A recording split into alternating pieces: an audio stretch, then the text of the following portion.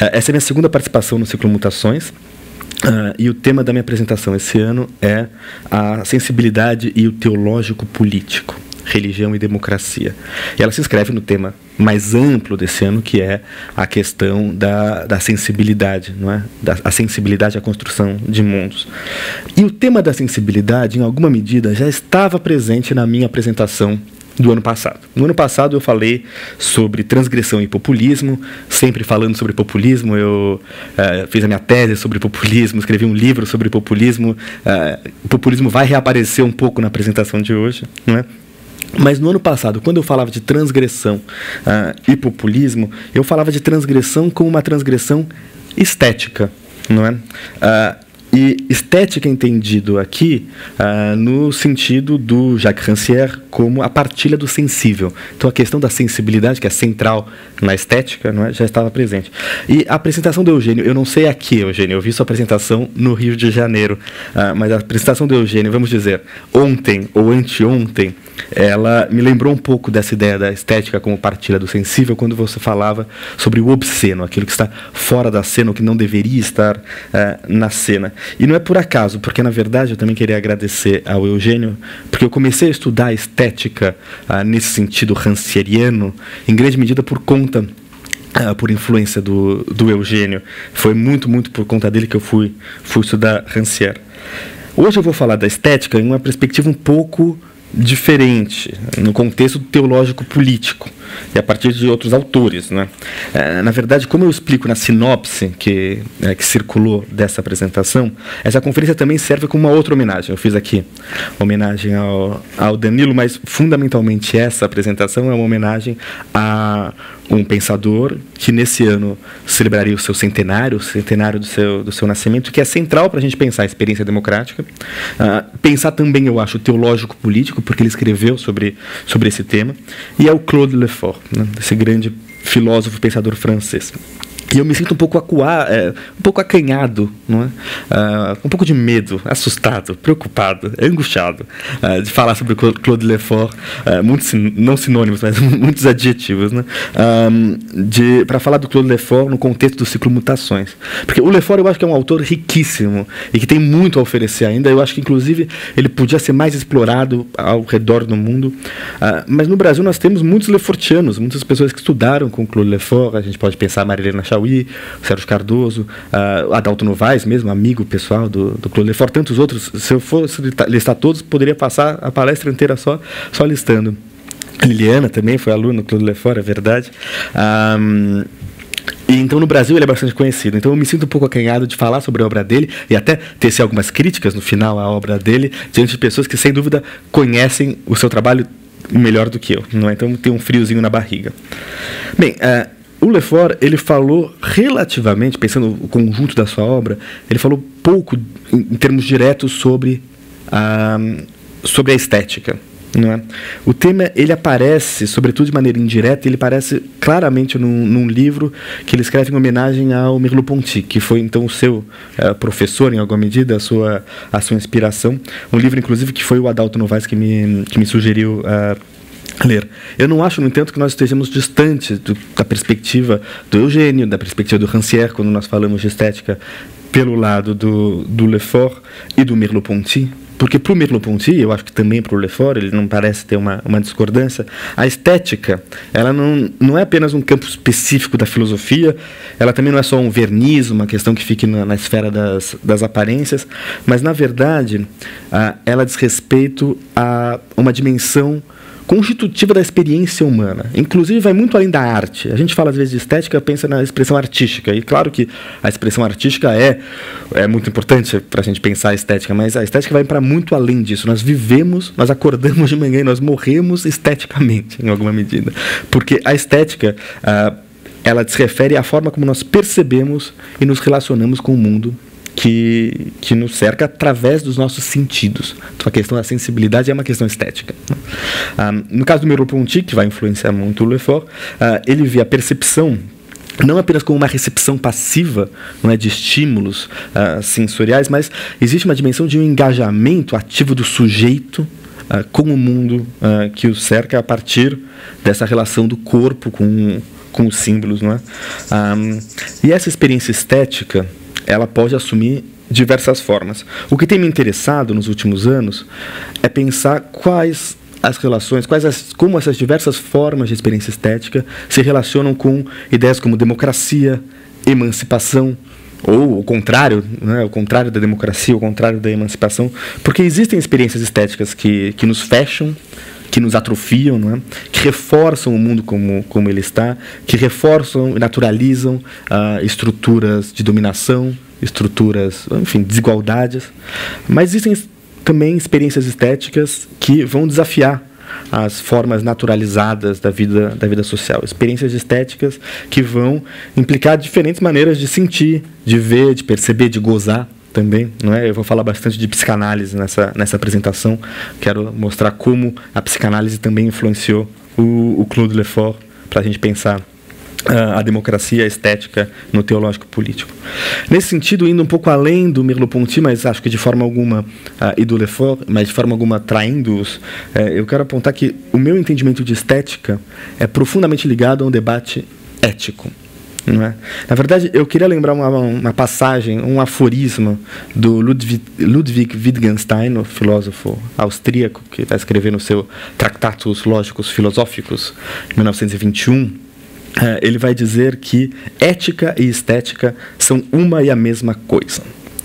É claro que quando ele diz isso ali em 1916, ele escreve primeiro, mas quando é publicado em 21, ele tinha um entendimento de que a ética e a estética eram experiências subjetivas, muito subjetivas, e que em alguma medida escapavam o domínio da linguagem, portanto escapavam o domínio da filosofia. A filosofia não tinha nada a dizer sobre a ética e a estética. O Wittgenstein vai abandonar esse entendimento nos anos que se seguem, eu acho que com razão, porque, na verdade, eu, seguindo o Merleau-Ponty, seguindo também o Claude Lefort, eu entendo que é precisamente nos limites da linguagem, aquilo que a linguagem não dá conta, não é aquele real que está para além do simbólico, é que nós podemos pensar uma experiência estética e uma experiência ética emancipadoras ou emancipatórias. De toda maneira, quando eu digo que ética e estética vêm juntos, é porque eu entendo que ética é uma maneira... Quando eu falo de ética, eu penso em uma maneira de encarar o mundo.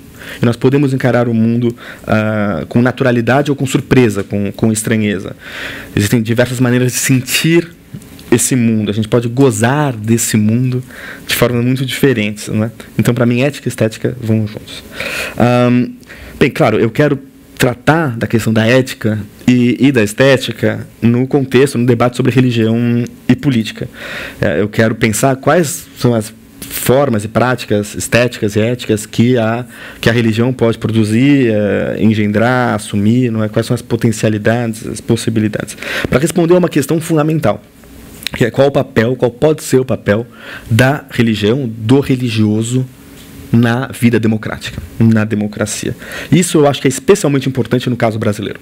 Porque por razões demográficas, mas como eu digo, a demografia ela não é um fato da natureza, ela também é um fato político, ela também é fruto de dinâmicas sociais e políticas, mas por conta de tudo isso, nós temos um aumento da presença do discurso religioso na esfera pública, não é? Com consequências muito sérias. E para isso eu vou voltar ao Lefort, também de maneira crítica. Bem, eu estou morando agora, esse ano faz 10 anos que eu estou morando na França, o que tem vantagens e desvantagens. Uma característica é que eu começo as minhas apresentações anunciando já qual será a estrutura da apresentação. Então, o plano da minha apresentação é em três partes. Na primeira, eu vou apresentar o Claude Lefort, menos a sua biografia, mas também um pouco a sua biografia, porque será uma questão cronológica, mas a sua obra e, sobretudo, sua reflexão sobre o teológico político, onde ele vai colocar uma questão fundamental. A gramática religiosa é algo do passado ou ela reaparece, segue viva mesmo no mundo secularizado, né? A segunda parte, que vai ser muito breve, vai discutir algumas interpretações feitas do Lefort para pensar o teológico político na política, também no populismo, para criticar o populismo, talvez como um retorno do teológico político. Mas eu vou já apresentar aí algumas críticas a essas aberturas, né, a essas interpretações. E finalmente, na última parte, eu vou discutir um conceito que é ao mesmo tempo religioso, ao mesmo tempo estético, ético, psicanalítico, filosófico, que é o conceito de sublimação. Eu vou tentar mostrar como, a partir da sublimação, a gente pode, quem sabe, pensar potencialidades emancipatórias do discurso religioso, da prática religiosa. Bem, então a primeira parte, começando pelo começo, é a apresentação do Claude Lefort. Claude Lefort, um autor tão importante para a gente pensar a experiência democrática e também, eu acho, o teológico político, ele nasceu, bem, por isso que eu estou fazendo essa homenagem, em 1924, né, numa família de origem judaica. Ele tem uma história familiar bastante complexa, que, enfim, eu não vou aqui entrar em detalhes. Ele nasce com o sobrenome Cohen, um sobrenome mais judeu impossível, talvez, não é? E ele vai adotar Lefort em 1942 para escapar, para fugir, se esconder da senha hitlerista do nazismo. E vai adotar e vai utilizar esse nome até o final da vida. Mas o que a gente pode dizer sobre a obra dele? O que ao longo dessa vida, que começa nesse contexto familiar complicado, um contexto de se esconder, tendo que fugir de uma perseguição, que obra que surge, que obra que é produzida pelo Lefort? Bem, eu divido o trabalho do Lefort em 3 fases. Claro que essas divisões são sempre arbitrárias, vocês podem discordar de mim, mas a primeira fase é uma fase de juventude, uma fase militante e uma fase trotskista. Eugênio, também um antigo trotskista.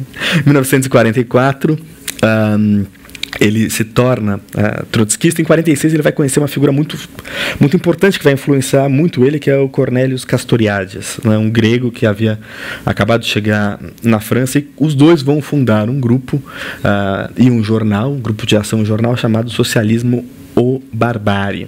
Né? E o Castoriadis vai ser muito importante para introduzir o Lefort e para influenciar o Lefort em entrar em contato com a psicanálise. O Castoriadis, inclusive, é um autor que vai falar mais abertamente sobre psicanálise política.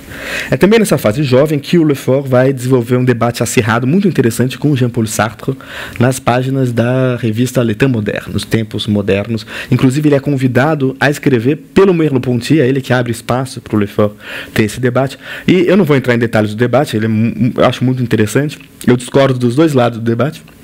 O Sartre, naquela época, ele tinha um entendimento bastante próximo ao do Partido Comunista Francês, de que a classe operária só existia como partido.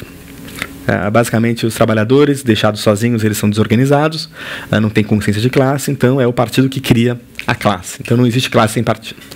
O Lefort, ele discordava totalmente, ele tinha a visão exatamente a inversa. Ele ia dizer que, na verdade, a classe operária só pode existir como sujeito autônomo sem partido, que o partido é uma instância burocratizante da qual é preciso se livrar. Eu acho que eu discordo das duas visões, mas eu coloco essa introdução dessa primeira fase militante de juventude do Lefort para apontar como desde cedo ele tinha uma hostilidade à burocracia, não é? Essas formas de dominação burocráticas. Isso vai seguir até o final da sua vida. E seguindo essa trilha de crítica à burocracia, crítica à dominação, ele nos anos 60 vai tomar distância do marxismo. A gente pode concordar ou discordar da interpretação que ele faz do Marx.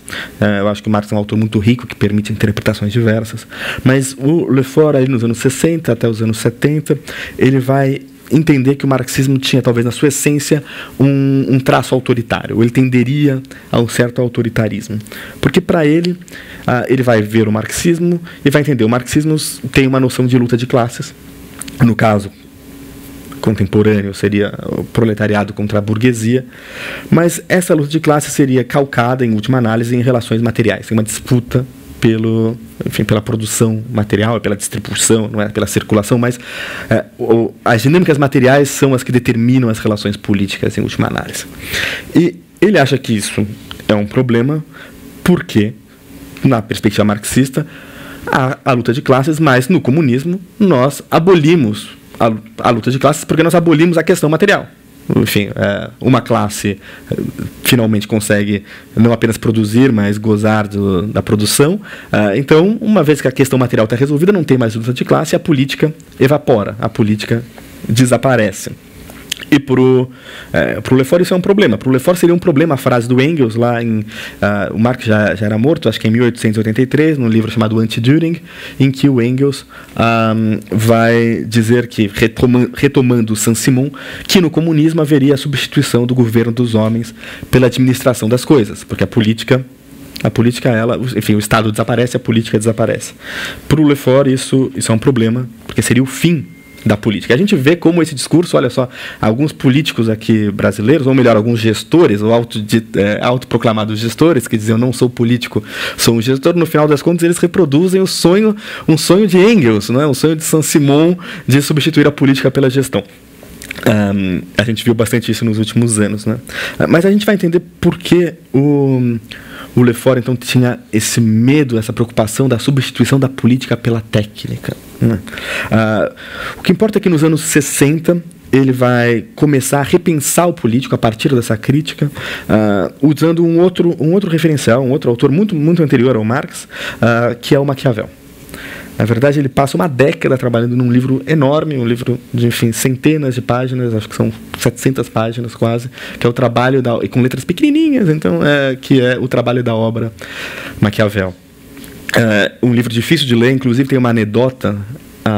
O Raymond Aron, que era orientador do Claude Lefort, ele em algum momento disse ao Claude Lefort que ele tinha um estilo proustiano, mas que isso não era um elogio. Então, o Marcel Proust, que escrevia parágrafos gigantescos, páginas e páginas com o mesmo parágrafo e um único ponto no final, uma única frase.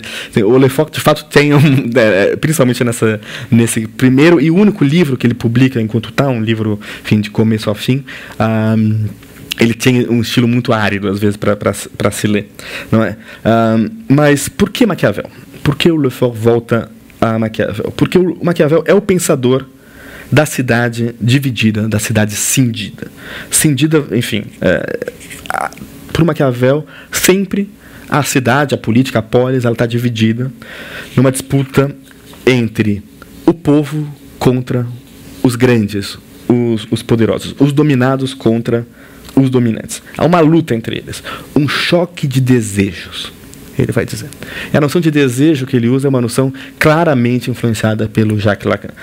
Apesar do Lefort recusar, ele diz isso, ele recusa utilizar categorias psicanalíticas e debater psicanálise diretamente nos seus textos políticos. Apesar disso, ele era próximo de Jacques Lacan, ele conhecia a sua obra, inclusive Jacques Lacan comentou alguns textos do Lefort, ele seguiu algumas lições, alguns seminários do Lacan, participou depois de debates com psicanalistas no Colégio de Psicanalistas de Paris, e essa ideia do confronto na cidade pelo Maquiavel como um choque de desejos claramente tem uma inspiração lacaniana e vai tomar uma distância em relação à ideia da luta de classes marxistas. Por quê?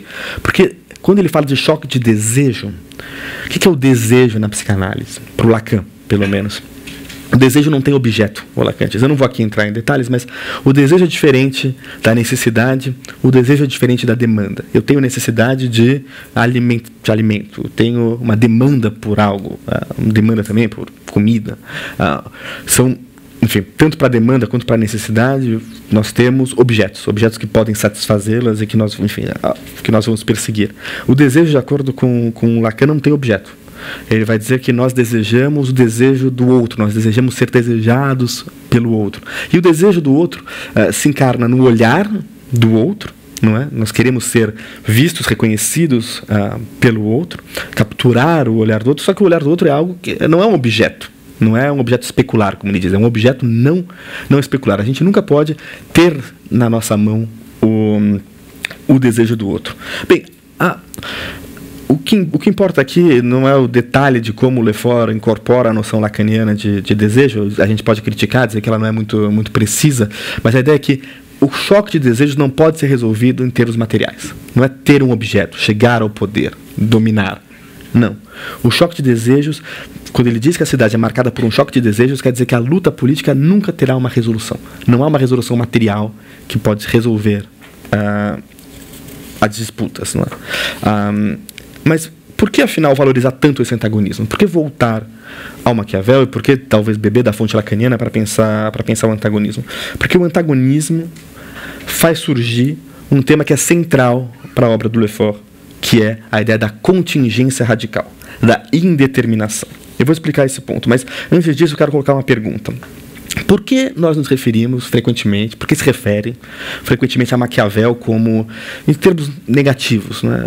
Maquiavelismos, alguém é maquiavélico, em geral tem uma conotação pejorativa nisso. Claro que é uma visão superficial, a ideia de que os fins justificam os meios, algo que Maquiavel nunca escreveu. O Lefort vai ter uma interpretação muito mais, eu acho, rica e interessante do Maquiavel como um grande pensador, talvez um pioneiro do pensamento político moderno. Porque a ideia do Maquiavel é que, em última análise, não existem referências últimas, não existem valores absolutos, supremos, que determinem a nossa vida social ou como nós devemos nos comportar. Não é pela natureza, não é pela tradição, não é pela religião. Na verdade, a política não está calcada em nenhum outro lugar. A política é uma criação dos homens. É por isso que o Maquiavel produz tanto medo, porque em alguma medida ele está nos mostrando a contingência das nossas práticas sociais, não é? Que o mundo pode ser diferente, que o mundo é uma criação dos homens, não é uma criação de Deus, da natureza ou simplesmente da tradição. Ou seja, nós somos marcados por uma indeterminação profunda, e essa ideia de indeterminação é central no pensamento do Lefort. O antagonismo ganha força, portanto, porque é no antagonismo que a indeterminação, que a contingência radical aparece. É no momento do choque de desejo, do choque de discursos, do choque de perspectivas, da contestação, quando os de baixo, os dominados, desafiam os poderosos, os de cima. E aí que nós vemos que as nossas práticas cotidianas, não é? Que a forma como nós as formas naturais ou naturalizadas do nosso comportamento cotidiano, que elas podem ser diferentes. É quando existe a contestação. É ali que a gente vê, uau, enfim, talvez o que eu achasse que era natural, que era normal, na verdade, é contingente, pode ser diferente. Então, por isso que ele vai achar que é muito importante haver a disputa, o conflito, o antagonismo. Nesse sentido, o Lefort não é um pensador do consenso. Não busca o consenso, né? O John Rawls vai falar do consenso sobreposto. O Lefort está em outro registro. Ele é um pensador do dissenso. Ele é um pensador do conflito, não é? Ele entende que é no antagonismo que nós percebemos que as coisas podem funcionar de um jeito diferente, sempre. Por isso que a contingência é radical, no sentido que não há certezas, nem na natureza, nem na religião, nem na tradição, que vão determinar a nossa vida social. E citando Maquiavel, o Lefort vai dizer que é no conflito, é na disputa, é na luta dos dominados contra os dominantes que pode existir alguma coisa como a liberdade. O conflito, então, não pode ser abafado. E a gente entende por que ele era tão hostil à ideia, então, substituir a política pela gestão, porque na gestão não há conflito. Enfim, existe um administrador que gere tudo. E ele vai dizer, nós não podemos domesticar o conflito tampouco, nem suprimir. Domesticar ou suprimir o conflito é matar um pouco ou totalmente a democracia. E eu falo domesticar aqui, não é uma palavra que eu uso livremente, porque ele vai dizer que a democracia, para merecer esse nome, tem que ter algo de selvagem. Ele vai usar 3 vezes na sua obra a noção de democracia selvagem. Tem que ter algo que não pode ser totalmente institucionalizado. Tem algo de uma irrupção do real, não é? Tem algo que é insurgente na verdadeira experiência democrática, para questionar as estruturas, para questionar as convenções sociais. Ela não pode ser contida, a democracia, né? Isso dito, é importante eu esclarecer uma coisa. O conflito ele não pode ser, por um lado, domesticado, quer dizer, a gente não pode achar que apenas uma democracia procedimental, em que você tem partidos que, na verdade, não oferecem verdadeiras alternativas para ele, isso não é uma verdadeira democracia. Ele vai falar de uma ideologia invisível ali por trás, que, na verdade, não permite o conflito. Mas, por outro lado, quando eu falo que ele é um autor do conflito, o Lefort ele vai ter uma preocupação crescente quando o conflito se dá em termos moralistas, o bem contra o mal, não é? A gente vai falar do teológico político, Deus contra o diabo, Cristo contra o anticristo. Isso para ele é já uma perversão, uma degeneração do conflito, porque a ideia nessa luta redentora do bem contra o mal é que no final o conflito será superado, o bem vencerá o mal, não é? Então, para ele é crítico tanto àqueles que querem negar o conflito, quanto àqueles que querem transformar o conflito numa luta final, destrutiva, de eliminação do outro. Para ele, o conflito tem que ser celebrado. não é? Bem, eu já estou me antecipando aqui a terceira fase do Lefort, que eu acho que é o que talvez vá mais nos interessar, porque é aqui que, primeiro, é a fase mais célebre dele, quando ele vai falar sobre a experiência democrática mais amplamente, quando ele vai falar mais sobre os símbolos, e a gente está falando aqui, finalmente, eu pretendo falar mais de estética e ética, e também porque é nessa fase que ele vai falar do teológico político. E, na verdade, a questão do teológico político se coloca quando o Lefort quer saber qual é o papel do religioso na modernidade democrática, não é? Ele escreve um texto denso também, chamado A Permanência do Teológico Político, em que ele vai colocar a pergunta, que é um pouco a pergunta que eu botei no começo, é o seguinte: afinal, com o advento da modernidade democrática, a religião virou uma coisa do passado, não é uma relíquia bárbara, ou será que, na verdade, ela continua como uma estrutura subterrânea, subreptícia, que reaparece e, na verdade, continua gerindo e guiando as nossas vidas, mesmo em termos seculares? Será que a gente só substituiu Deus pela ciência, ou pela república, ou pelo partido? Enfim, mas a gramática continua sendo uma gramática religiosa? Essa é a questão. E para responder essa pergunta, ele vai desenvolver um argumento que é complexo, tem muitos zigue-zagues, né? Mas eu queria, para apresentar isso, voltar a alguns temas que eu já levantei, mas de forma pouco formalizada. Como eu disse, por exemplo, que Maquiavel, para o Lefort, é um pioneiro do pensamento político moderno. Mas o que é modernidade? E por que eu falei de modernidade democrática? O que é modernidade democrática? Como entender isso, né? E para o Lefort, a modernidade ela é marcada pelo que ele chama, isso virou um slogan, as pessoas que conhecem pouco do Lefort conhecem dois slogans dele. O primeiro, que é a dissolução das referências de certeza, dissolução de repères de certitude, como ele vai dizer. Ele vai dizer que a modernidade é marcada precisamente pela dissolução das referências de certeza. Então, não há mais certeza que vem da natureza, não há mais certeza que vem dos deuses, não há mais certeza que venha da tradição, não há mais certeza. De novo, a política é uma questão dos homens, somos nós que, sem nenhum pilar, nenhum fundamento, constituímos as regras da nossa vida, da nossa vida social. Nesse sentido, ele está bebendo muito do Merleau-Ponty, não há nenhuma fonte divina, natural, ou mesmo de classe, enfim, nenhuma determinação última em relação ao poder, à lei e ao saber, como ele vai dizer. As nossas práticas cotidianas, elas são reproduzidas porque elas são naturalizadas, porque elas são rotinizadas, mas em si lhes falta fundamento, não é? O Lefort vai dizer que é na modernidade que nós entendemos isso. É na modernidade que nós temos consciência desse processo, não é? Que nós rompemos com as tradições, com os fundamentos. E é isso que o Maquiavel, em alguma medida, também vai nos ensinar. Inclusive, fazendo um comentário sobre o Merleau-Ponty, o Lefort vai dizer que isso se apresenta já na arte. Agora, para falar já mais diretamente de estética, não é? O Merleau-Ponty, ele vai dizer que no passado a arte clássica buscava reproduzir o mundo tal como ele era, mas como se houvesse um mundo verdadeiro, um referente, um original, não é? E as artes plásticas, elas tentariam apresentar de novo um original, não é? Com fidelidade, né? É como se houvesse uma preocupação do artista clássico em representar os fundamentos do mundo, uma preocupação da literatura clássica em dizer tudo, enfim, dar conta com as palavras do próprio real.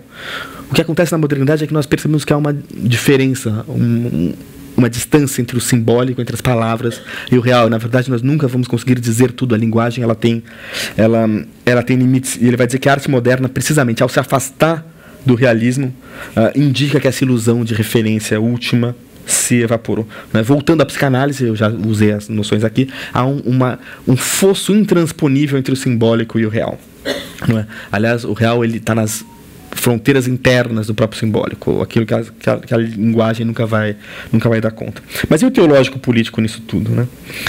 O Lefort ele vai observar que tanto o político quanto o religioso buscam prover um quadro simbólico, uma matriz simbólica para a gente ler a realidade, para entender o mundo. Nisso eles têm algo de muito comum. No entanto, apesar dessa proximidade, ele vai dizer que tem uma diferença fundamental entre o político e o religioso. Para usar noções psicanalíticas, Enfim, existe essa distância entre o simbólico e o real. As palavras nunca vão dar conta da estrutura.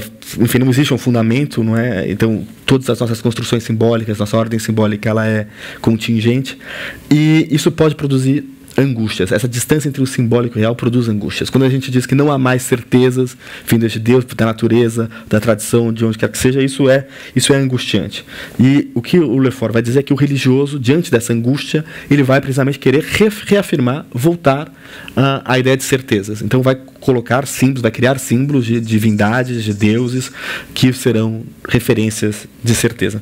O político, por outro lado, ele vai ao contrário, ele vai entender e aceitar que existe esse fosso entre o simbólico e o real, não é?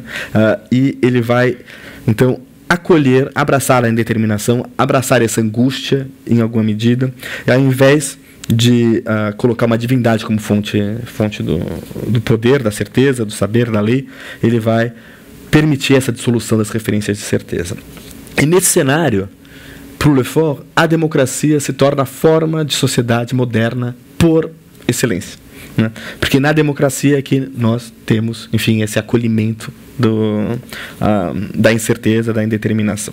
Enfim, voltando para a questão da estética, da sensibilidade, o Lefort vai dizer, essa sociedade democrática, essa sociedade que acolhe a indeterminação, ela precisa de símbolos. Como a gente vai simbolizar essa incerteza, não é?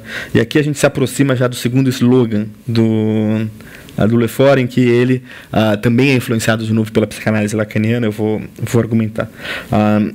Ele vai se inspirar pela noção de sublimação do Lacan, uma noção que acho que o Eugênio também trouxe na apresentação dele aqui ontem no Rio de Janeiro, anteontem, mas talvez de uma perspectiva mais freudiana. A gente pode conversar sobre isso depois. Eu vou falar mais sobre sublimação no final.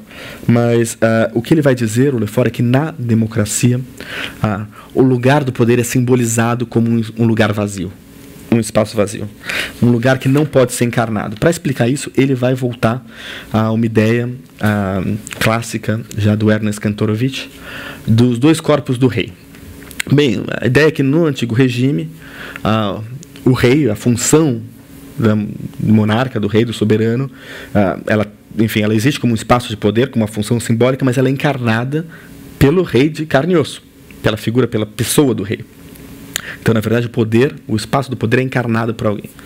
Ele vai dizer que quando a França corta a cabeça do Luís XVI, você tem uma separação entre o espaço do poder e aquele que o encarna, que o ocupa.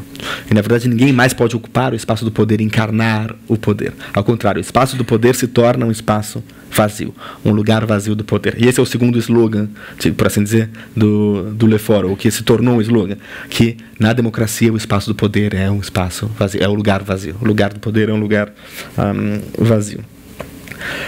Ele pode ser disputado, mas as pessoas podem ocupar esse lugar provisoriamente, mas nunca de maneira total e nunca de maneira encarnada, né? Ele vai dizer, uma frase que é citada diversas vezes, que a democracia então vai inaugurar a experiência de uma sociedade incontrolável, impossível de dominar, em que o povo se diz soberano, é certo, mas cuja identidade será constantemente posta em causa e cuja identidade permanecerá latente. Bem, como essa simbolização, o que isso significa na prática? Como se dá na prática a simbolização desse espaço vazio de poder? Bem, um bom exemplo para pensar isso é a ideia dos direitos humanos. O Lefort vai voltar a Hannah Arendt e vai ter uma discussão ampla sobre os direitos humanos e como é possível, a partir dos direitos humanos, pensar a institucionalização desse vazio, a institucionalização dessa indeterminação, da contingência radical. Porque os direitos humanos, eles não são um código legal apenas, pelo menos. Os direitos humanos podem ser vistos como uma referência simbólica, que sempre evoca a sua própria incompletude. Tem sempre uma promessa de aprofundamento, não é? Os efeitos dos direitos humanos, como ele vai dizer, eles são indetermináveis e, portanto, não podem ser controlados pelo poder. Essa é a diferença. É uma instituição que está fora do controle do poder, em alguma medida. É uma institucionalização paradoxal. Eu vou dar um exemplo antigo que pode servir. Bem, os direitos humanos surgem primeiro talvez como direitos do homem, essa é a grande questão, na Revolução Francesa. Depois da Revolução Francesa, há a publicação da Declaração Universal dos Direitos do Homem e do Cidadão. Muito bem, ela é universal, ela é dos direitos e ela é do homem, não é? Do cidadão. Rapidamente, ainda no processo revolucionário, uma importante figura da Revolução, uma mulher, Olympe de Gouges, vai escrever uma crítica, vai apontar o dedo para aqueles revolucionários tão universais, tão republicanos, tão iluminados, iluministas, e dizer, muito bonita a sua Declaração Universal dos Direitos do Homem, mas onde está a mulher? Na prática, as mulheres não têm esses direitos universais que aqui se dizem universais. E ontem, depois da minha apresentação no Rio de Janeiro, alguém, numa conversa, falou, talvez a gente não devesse mais falar de direitos humanos, tem que falar dos direitos dos seres vivos, por que não? Enfim, a ideia é que os direitos humanos, ou os direitos, enfim, essa ideia de direitos humanos, por que não direitos dos seres vivos, ela precisamente ela nos convoca, ela nos convida a sempre pensar aquilo que não está abarcado nos direitos humanos, a ir além, a pensar as próprias aporias. Se trata de uma referência, um ideal de igualdade que nunca está completo, não é? E sempre nos convida a questionar o que está fora, o que a gente não está vendo. Quem são esses grupos excluídos não tomados em conta? Não é? E é por isso que os efeitos dos direitos humanos, eles não podem ser controlados pelo poder. Eles, ao contrário, são um mecanismo, em alguma medida institucional, mas que vai questionar as próprias instituições, ou apontar para as instituições para que elas cumpram suas próprias promessas, que na verdade às vezes ela mesma não sabe que é uma promessa, mas ela está lá, não é? Então a gente está falando sobre uma forma de representação, são símbolos em alguma medida, mas que nos convidam a pensar os seus próprios limites. É claro que esse processo de institucionalização não é trivial. E a gente começa a ver, no final, na parte mais tardia da obra do Lefort, dessa terceira fase, uma preocupação que muda. Ele começa a ver se preocupar menos com os riscos de uma democracia domesticada, mas ele começa a olhar quais são os perigos que são internos à própria ideia de uma democracia selvagem. Como precisamente quando esse conflito, quando esse espaço da disputa se torna muito intenso, na verdade ele pode se descambar na luta do bem contra o mal, não é? E para ele isso é um perigo. É isso que ele quer, em alguma medida, uma preocupação no final. Ele começa a ver no próprio movimento insurgente, talvez, em alguns momentos, um perigo tirânico ali, de querer precisamente converter essa disputa salutar, não é? Entre adversários, numa disputa do bem contra o mal, de Deus contra o diabo, do Cristo contra o anticristo. Isso é uma preocupação que vai cada vez mais marcar ele novamente, diante da angústia paralisante que pode surgir no momento de indeterminação, no momento de conflito. O Lefort vai dizer, existe o risco de que alguém surja querendo precisamente encarnar o poder. E essa é a preocupação que cresce cada vez mais na obra lefortiana. Enfim, ele está, portanto, andando tentando se equilibrar numa corda bamba, por um lado, buscando celebrar o conflito, não é? Mas, por outro lado, entendendo que existe um risco de que esse conflito se degenere. Para amarrar essa primeira parte, que é a parte mais longa, então não se preocupe, que eu espero que o tempo não seja... enfim, voltando para a questão inicial, a gente pode dizer que para o Lefort a modernidade rompe com a dinâmica do religioso. E de forma alguma o mundo moderno é determinado por uma gramática subreptícia do religioso que reapareceria totalmente. No entanto, isso não impede que de vez em quando ela reapareça, não é? Precisamente nesses momentos em que a angústia cresce muito, em que o conflito se converte na disputa do bem contra o mal, de Deus contra o diabo, do Cristo contra o anticristo. E então, para ele, precisamente, a reemergência da estrutura religiosa é perigosa. Ela é a antessala da tirania. Bem, a segunda parte, que vai ser bastante breve, vai tratar como esse pensamento sobre o teológico político foi reapropriado por lefortianos ao redor do mundo. E talvez a primeira figura que retoma a ideia lefortiana para debater a política contemporânea, inclusive antes do Lefort falar sobre populismo, uma pessoa que estava falando sobre populismo nos anos 80 e nos anos 90, e 94 sobretudo, é a professora Marilena Chauí, que vai falar também no ciclo Mutações, num livro sobre os anos 90, publicado em 94, e ela vai falar como a estrutura social brasileira e o teológico político na tradição política brasileira explica, enfim, o populismo. Quais são as raízes teológicas do populismo? E para ela, o populismo brasileiro, ela está falando do Brasil, combina uma teocracia dos dominantes com o messianismo dos dominados. Ela vai dizer que o líder populista, como ela vai dizer, ela tem uma visão bastante negativa em relação até do populismo, ele se colocaria como a encarnação da autoridade, do saber, do poder e da lei, também como uma encarnação, uma emanação do bem contra o mal, de Deus contra o diabo, do Cristo contra o anticristo. Ela vai mostrar como isso aparece em diversos momentos na história brasileira. Ela vai falar de Canudos contestado, dos tratados do Padre Vieira. Enfim, o símbolo finalmente que se constrói nessa experiência estética, se vocês quiserem, do populismo, é o símbolo do líder, né? O líder todo-poderoso, né? Que é, portanto, também o chefe de um rebanho.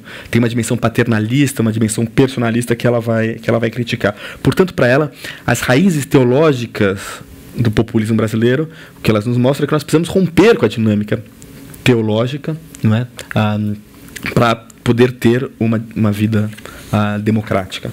Bem, para além da Marilena,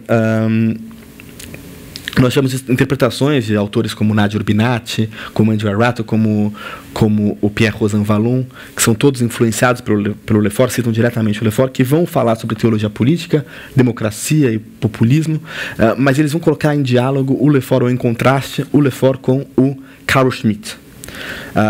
Eu não vou poder entrar em muitos detalhes sobre a obra, o pensamento do Carl Schmitt, mas para dizer que, enfim, ele não é apenas controverso. O Carl Schmitt, ele era um nazista. Ponto. Ele era o grande jurista, pensador nazista. Ele era tão radical nas suas ideias. Originalmente ele era apenas um católico ultraconservador, mas quando Hitler chega ao poder, ele entra de sola no ritmo do nazismo, e ele é tão radical na ideia da dominação total, não é, do líder que, enfim, pode instaurar a sua ditadura da forma que quiser, que ele vai ser, inclusive, afastado pelos juristas da SS em alguns momentos. Eles vão, enfim, ter medo do quão radical o Carl Schmitt ele era. Então, ele está, em grande medida, nas antípodas do Claude Lefort. Para o Schmitt, ele vai dizer que todos os conceitos significativos da teoria política moderna, ou da teoria do Estado moderno, são conceitos teológicos secularizados. Então, na verdade, ele escreve um tratado sobre teologia política, e ele basicamente vai argumentar, diferentemente do Lefort, que a gente pode tentar fazer o que quiser, mas no fundo as dinâmicas, mesmo as secularizadas, ainda são as dinâmicas da teologia. Portanto, as dinâmicas, de acordo com ele, do bem contra o mal, Deus contra o diabo, Cristo contra o anticristo. Para ele, portanto, a política se reduz fundamentalmente a uma relação de amigo e inimigo. Deus contra o diabo. E o inimigo, portanto, é alguém a ser eliminado, destruído, numa luta redentora, não é?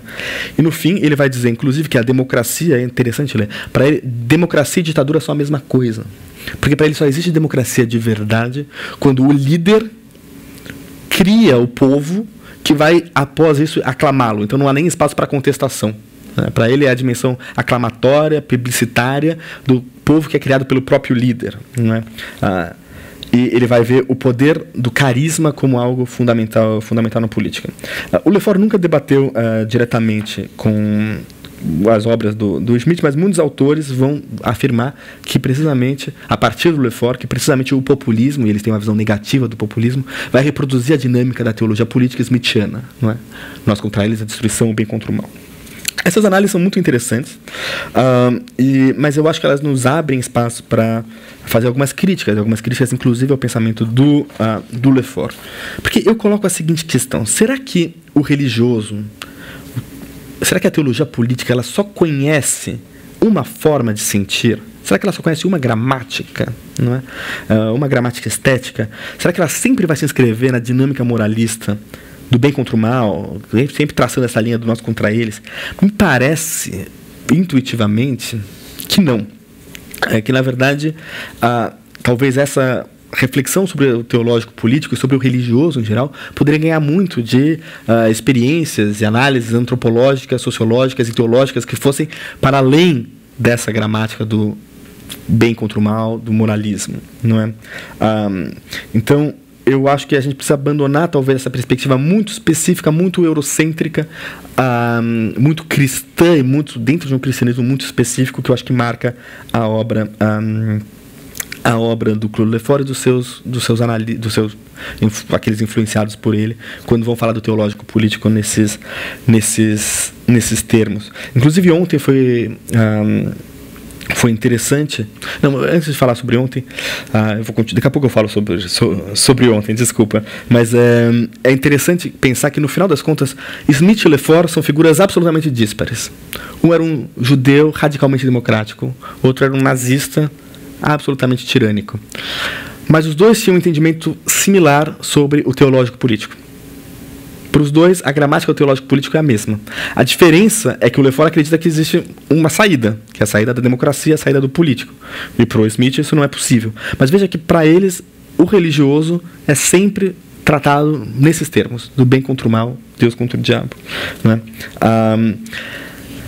E eu me pergunto, será que não existem outras formas? E aí, agora falando sobre ontem na troca, na conversa, eu espero poder ter uma bela troca, uma bela conversa com vocês, me levantaram questões que, assim, o candomblé, o zen budismo, perspectivas absolutamente distintas, em cantos muito diferentes do mundo. Eles não são religiões ou práticas espirituais, religiosas, que não têm um livro sagrado. Eu não sou especialista em nenhuma dessas duas religiões, práticas espirituais, mas não tem livros sagrados. E a pessoa argumentava, talvez a não existência de uma referência, de um livro sagrado, de um texto, possa servir, ou possa, enfim, nos convidar a pensar outras dinâmicas, que não é a da certeza, que não é a do líder, que não é a do fundamentalismo. Pode ser. Mas eu acho que mesmo o cristianismo nos abre possibilidades para além disso. No livro que eu escrevi com o Miguel Lago há 2 anos atrás sobre populismo, a gente fala muito breve de teologia política, mas a gente argumenta que é possível pensar, mesmo no cristianismo, e a gente está pensando aqui nas comunidades eclesiais de base, no Brasil e tudo mais, uma perspectiva que seria inclusive emancipatória a partir da religião, democratizante. E a gente volta a um texto, na verdade, do Alain Badiou sobre São Paulo, sobre o apóstolo Paulo, não é? Que nos pareceu muito interessante. Como a gente sabe, o apóstolo Paulo, que dá nome a essa cidade, inclusive, que nós estamos, ele não conviveu com Jesus. Ele é um apóstolo diferente, não é? Ele não era judeu, ele era romano, não é? E mais do que isso, ele era um romano que perseguia os cristãos. E ele se converte ao cristianismo na sua famosa estrada para Damasco, quando tem uma visão de Cristo reencarnado, e aí ele se torna um grande missionário, faz proselitismo do cristianismo, vai circular no Mediterrâneo inteiro, passar pelo Chipre e tudo mais. Mas veja que essa passagem não é trivial, porque quando uma vez mais, ele é um romano que se converte. Então ele rompe com a dinâmica do judaísmo e ele abandona a ideia de uma religião como uma religião de tribo. O cristianismo se torna, portanto, uma religião de conversão, e uma religião com vocação universal. Não é? Uma religião que é, em alguma medida, aberta a todos. Claro que tem limites. A religião pode ser aberta à conversão, aberta a todos, e ainda assim ser fundamentalista, seguir a dinâmica do teológico político. Mas a gente já vê que mesmo no cristianismo existem caminhos diferentes para se pensar a gramática, a dinâmica, as práticas religiosas. E agora eu entro na terceira e última fase, parte dessa apresentação, que também vai ser breve, que é a categoria de sublimação. Eu acho que a categoria de sublimação ela é central para que a gente possa pensar essas outras gramáticas, essas outras formas de pensar o religioso. Eu falei um pouco dela acima, de novo o Eugênio se referiu um pouco à sublimação ontem.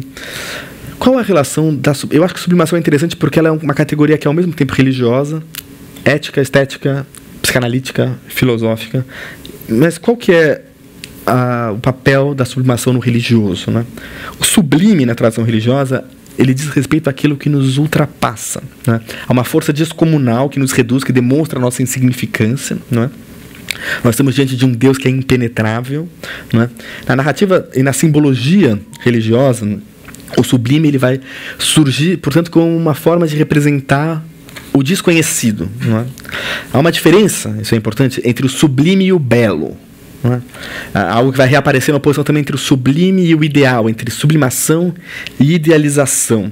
O belo e o ideal, eles são símbolos de uma perfeição divina e uma perfeição que é cognoscível, que nós conseguimos entender. A sublimação ela vai por outro caminho. Ela vai se referir àquilo que não é cognoscível, que a gente não consegue entender e que se expressa precisamente nas diversas, e tem infinitas religiões que se recusam a representar o divino, não é? Há poucos dias eu conversava com o Miguel Lago, precisamente, sobre esse tema, e ele, eu sou, aliás, um disclaimer, eu sou totalmente ateu. Eu sou mais ateu que uma pedra. Mas, enfim, e o Miguel, ele é católico. E, aliás, o Miguel entende muito mais de teologia política do que eu, e de misticismo do que eu, e ele, conversando sobre esse tema, ele fala: existem muitas expressões do misticismo que são atravessadas por profundas incertezas, que nos jogam na incerteza. Não é? E o que, inclusive, ele diz não é necessariamente alguma coisa boa ou confortável, pode produzir muita angústia. Mas nós estamos diante, em muitos casos, de um Deus impenetrável, um Deus que, em alguma medida, nos abandonou. E no próprio cristianismo nós temos expressão disso, nas próprias escrituras nós temos expressão disso, quando Jesus, na cruz, pergunta por que seu pai o havia abandonado. Não é? Então nós temos isso mesmo no cristianismo. Bem, como a psicanálise retoma essa noção de sublime, de sublimação, que tem uma história na filosofia também, né? Mas o Freud, ele vai retomar a categoria de sublime de outra forma. E é curioso, na verdade, que o Freud nunca terminou, pelo menos, nenhum tratado sobre sublimação. O Freud, se ele escreveu, ele promete, Pulsão e Destinos da Pulsão, que vai escrever sobre sublimação. Se ele escreveu esse trabalho, foi perdido, nunca foi terminado. E eu acho isso, em alguma medida, interessante e simbólico, porque a ideia da incompletude é algo que vai marcar a experiência sublimatória, não é? Bem, o que é a sublimação, então? Para o Freud, eu vou querer ser muito breve aqui, a sublimação é um dos destinos da pulsão. A pulsão como algo que é central para a gente falar sobre o sensível, não é? Porque a pulsão é isso que está, como Freud vai dizer, entre o somático e o psíquico, entre o corpo e os símbolos, né? A gente pode falar mais sobre isso na nossa troca. Mas ele vai dizer que a sublimação é um destino alternativo para a pulsão, um destino alternativo quando a pulsão não pode ser realizada, satisfeita. Num primeiro momento ele vai associar a sublimação com uma forma de ascetismo, uma forma de renúncia erótica, renúncia pulsional, renúncia sexual, mas que a gente poderia colocar próximo da ascese religiosa, não é? Ou renúncia religiosa, não é? Como Max Weber vai falar muito quando ele fala da ética protestante. Mas muito rapidamente o Freud percebe que se ele vai para a via do ascetismo, sublimação como ascetismo, ela vai ficar muito próxima de uma outra categoria dele, que é a repressão, que é o recalque. Não é? E rapidamente ele vai entender que não, a sublimação não diz respeito à repressão do erotismo em nome de ideais. Ao contrário, existe uma diferença entre sublimação e idealização. Os ideais que nos reprimem, a sublimação é outra coisa. Ele vai dizer, na verdade, que diante da impossibilidade de satisfazer a pulsão, de acessar o objeto da pulsão, a sublimação vai produzir um novo objeto, vai construir algo de novo. Então é um processo criativo. E por isso que ela vai ser muito associada à arte. A gente fala muito que os artistas sublimam, ou que são aqueles que têm a maior potencialidade de sublimar, não é? Nessa experiência criativa de construção. Mas não é a produção sublimatória não é uma produção qualquer, não é? Não se trata da construção de um objeto idealizado, não é uma produção do belo. Ele vai dizer que a sublimação é diferente do belo, do ideal. É interessante que eu falei, o Freud nunca terminou as suas reflexões sobre sublimação. E por que eu disse que isso era interessante, ou até sintomático da sublimação? Porque ele fala que, frequentemente, aqueles que se engajam em experiências sublimatórias, na sublimação, têm dificuldade de terminar os seus trabalhos, ou pelo menos afirmam que seus trabalhos estão inconclusos.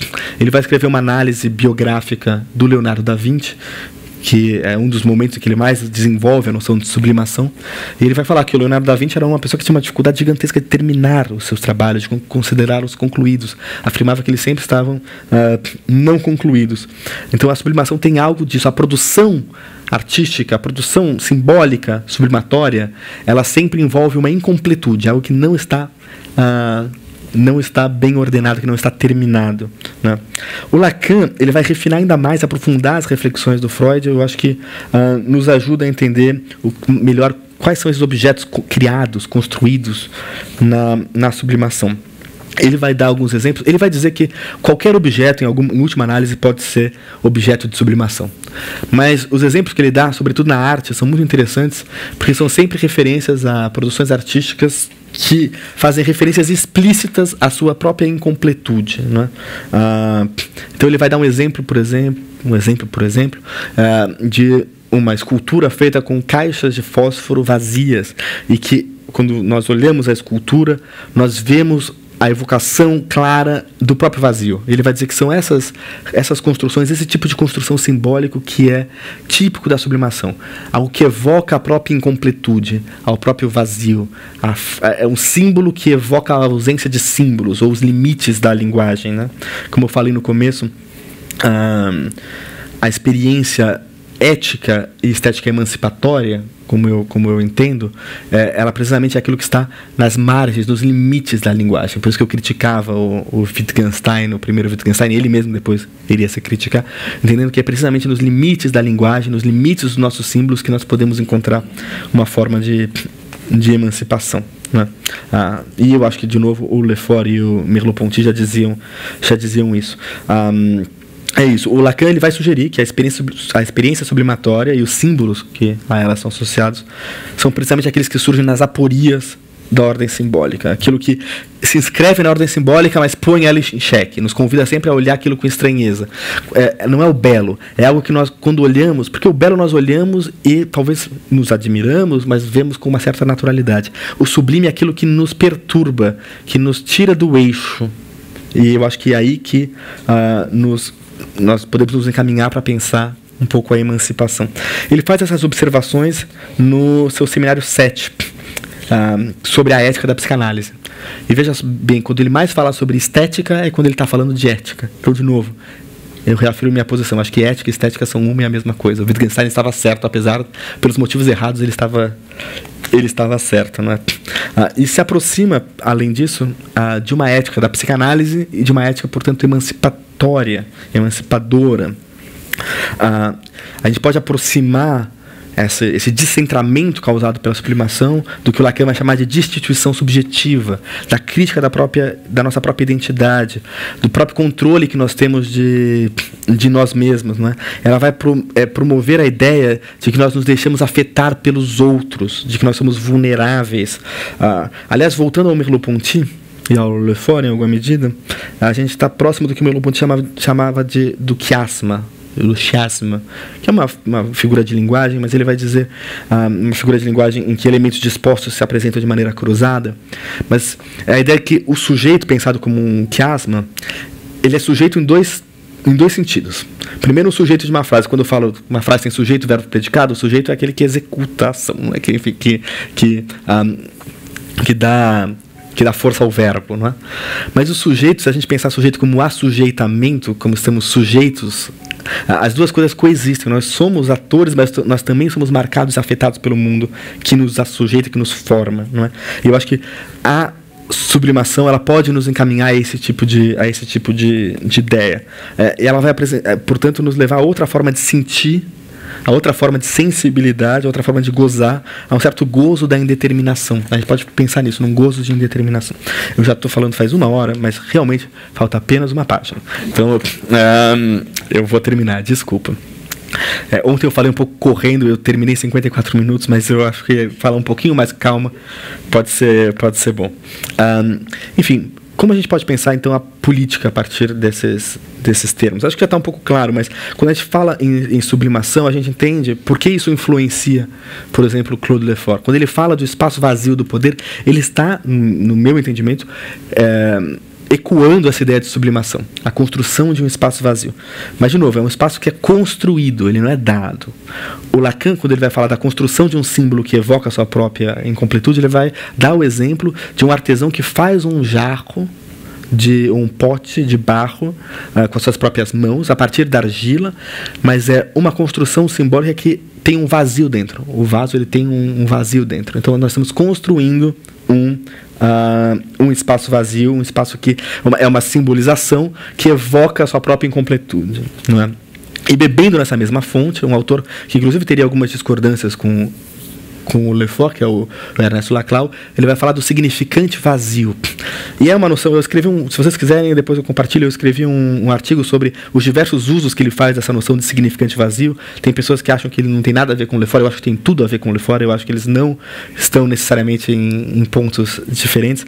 O significante vazio é precisamente, no meu entender, ou pode ser em uma das interpretações, essa referência simbólica a um povo, não, o que seria um populismo emancipatório que foge da dinâmica da teologia política como entendida pela Marilena, que eu respeito muitíssimo, Ládio Binatti, respeito muitíssimo, organizei um evento com ela faz 2 meses, Andrew Arato, Pierre Rosan Vallon, todos eles têm um entendimento mais negativo do populismo. Para o Lefort, para o Laclau, ele vai dizer, não, o povo, ele é um significante vazio no sentido que é como os direitos humanos. Em nome do povo, nós pensamos quem não está incluído nesse povo e como nós podemos incluir nesse povo. Então, o povo como uma construção que evoca a sua própria incompletude, né? Voltando, então, enfim, eu fiz essa volta toda pela psicanálise para dizer que eu não acho que seja por acaso, eu acho que é casual que a ideia de sublimação e do sublime venha do religioso. Eu acho que ela nos indica que no religioso, na experiência religiosa, existem espaços para experiências estéticas e éticas que sejam emancipatórias, né? Inclusive, eu acho que é isso. Quando o Lefort ele fala do lugar vazio do poder, no final das contas, o que ele talvez não percebesse é que ele se referia à sublimação, ele se bebia da sublimação, que era ela mesma algo que caminhava para questionar essa ideia do teológico político como apenas a disputa do bem contra o mal, a luta moralista do Cristo contra o anticristo, né? A gente pode pensar o religioso para além da chave smithiana, não é? Entender na sua multiplicidade, na sua complexidade. Eu acho que é fundamental que a gente pense isso, essas diversas formas que o fenômeno religioso pode assumir. E voltando para a realidade brasileira, mas não apenas, a partir daí pensar qual pode ser, então, o papel da religião na vida democrática. Eu acho que falta para nós no Brasil, mas talvez em outros países também, no mundo, um debate sobre qual política concertada nós podemos ter, né, que incentive uma prática religiosa, uma vida religiosa que se dê em termos mais sublimatórios, por assim dizer. Eu acho que esse é o grande desafio. E voltando ao Lefort, que se preocupava tanto com a questão da institucionalização dessa democracia selvagem, dos direitos, a partir dos direitos humanos, pensar como institucionalmente nós podemos tentar construir espaços simbólicos, éticos, estéticos, enfim, para que a experiência religiosa se dê nesses termos sublimatórios e não em termos da matriz, digamos, smithiana, né? Então é isso, eu queria agradecer muito a vocês, desculpa, 1h03 de fala, é bastante, mas eu espero que vocês tenham gostado e eu espero muito poder trocar com todos vocês. Muito obrigado. Eu gostaria de perguntar... Qual é o seu nome, desculpa? Alencar. Alencar. Colocar uma questão que reside no seguinte, no momento atual nós temos uma metade que se diz Lefort e a outra que se colocam como contrários, né? Então, Lefort propunha a democracia e o outro lado disse, não, a saída não é essa. Nós, religiosos, temos uma proposta de poder totalizante, eliminando as outras variações ou entidades religiosas. Então, de fato, a gente está no impasse e a gente não tem uma proposta de como fazer a democracia preponderar. Essa é a nossa realidade atual. Assim eu percebo.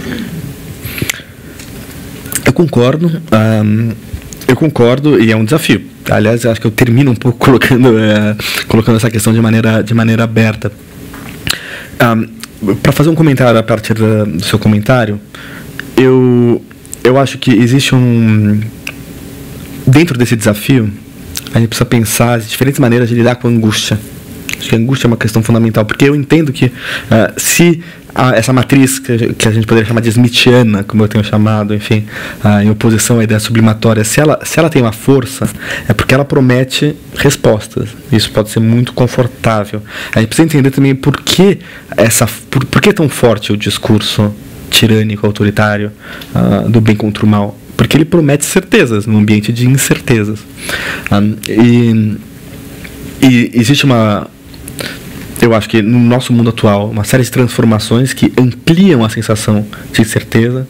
A gente pode pensar mesmo nas relações de trabalho, acho que é o mais óbvio, né? Mas não apenas. E a gente precisa então conseguir duas coisas. Primeiro, talvez reduzir as incertezas, as angústias, talvez mais básicas, que afetam tanto a vida direta das pessoas.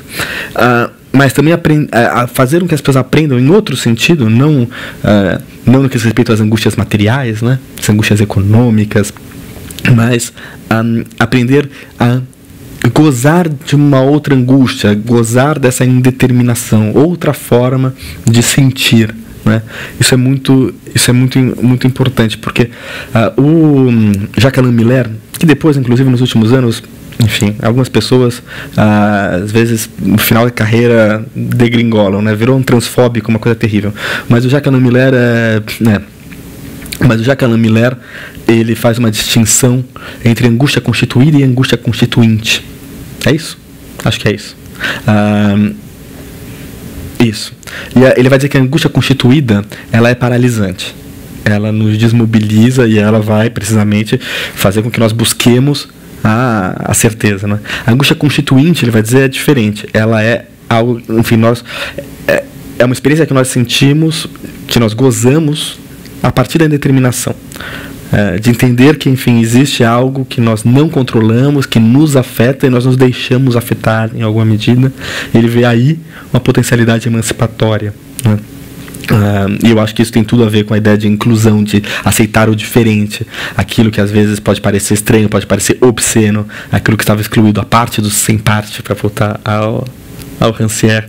A gente precisa aprender a gozar, não é? A sentir de uma maneira diferente, sublimatória, nesse sentido. Então, reduzir as angústias, talvez associadas à experiência capitalista contemporânea, não é, desse capitalismo tardio, mas ao mesmo tempo aprender a valorizar essas outras formas de angústia que são includentes e abertas aos outros. Abraçar a incerteza, né? Exatamente. Exatamente.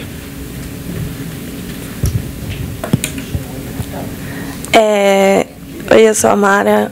Eu sou jornalista, na verdade. Eu acho que eu tenho pouco ou nenhum conhecimento sobre psicanálise.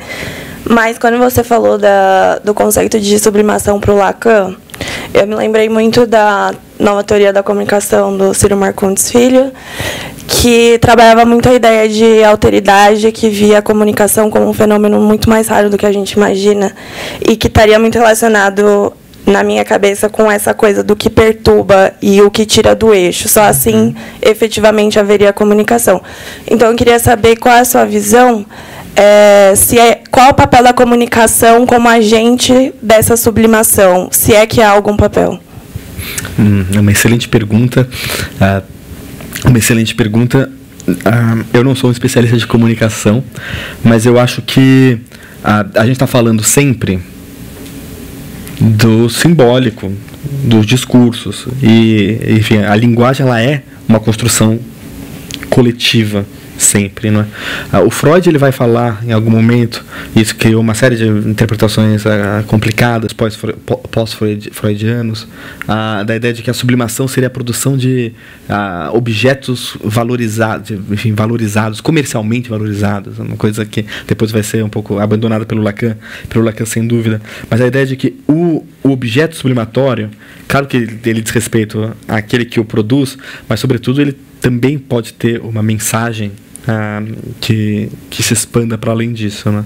Então eu diria isso. De novo, eu não sou um especialista em comunicação, acho que o Eugênio pode talvez falar mais sobre isso, porque, bem, você é o professor da Escola de Comunicação e Arte, não sou eu.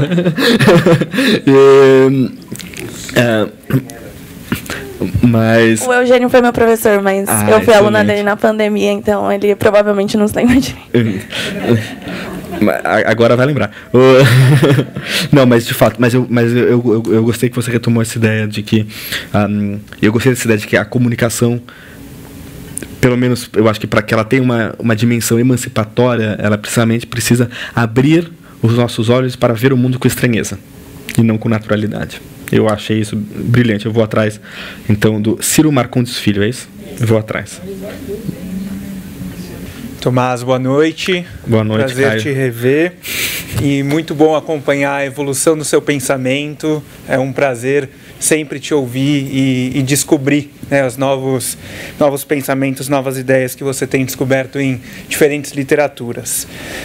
Tomás, eu queria fazer aqui um comentário de algo que a sua apresentação provocou em mim. Essa discussão do político e do religioso, o que veio para mim é a chave da expectativa das pessoas em relação ao político e ao religioso, né?